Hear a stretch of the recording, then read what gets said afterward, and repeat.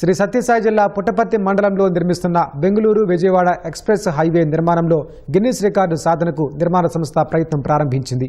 జాతీయ రహదారిని 3 వరుసల చొప్పున 24 గంటల్లో 56 కిలోమీటర్ల మేర నిర్మాణం చేస్తున్నట్లు రాజ్పథ్ ఇన్ఫ్రాకాన్ సంస్థ చైర్మన్ జగదీష్ కదం తెలిపారు. ఈ రహదారి 2-3 ప్యాకేజీలను నిర్మిస్తున్న రాజ్పథ్ సంస్థ 4 గిన్నిస్ రికార్డులు సాధించేందుకు ప్రయత్నిస్తోంది. జగదీష్ కదం, ఆయన కుటుంబ సభ్యులు, పుట్టపర్తి ఎమ్మెల్యే సింధూరరెడ్డి, మాజీ మంత్రి పల్లె రఘునాథరెడ్డితో కలిసి సోమవారం పూజలు నిర్వహించి పనులు ప్రారంభించారు.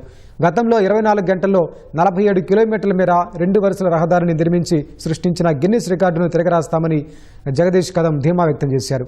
సత్యసాయి 100వ జయంతి వేడుకల సందర్భంగా శ్రీ సత్యసాయి జిల్లాలో ఈ రికార్డు సాధనకు ప్రయత్నం చేపట్టడం సంతోషాన్నిస్తోందని పేర్కొన్నారు.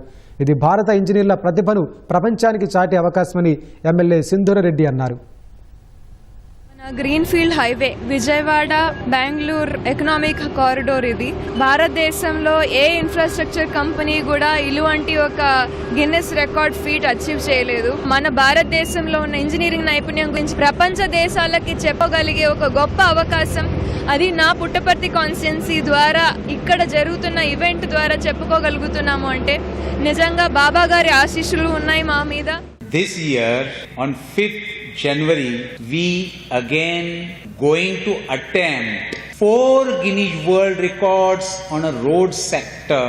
This project is a greenfield access control 6-lane national highway connecting Bangalore to Vijayawada, and we have got 2 packages, package 2 and package 3. So we started this work in the month of March 3rd, 2024, aiming that we'll do the work definitely within time. Out of these 14 packages from Bangalore to Vijayawada, the Rajpath package are leading ahead.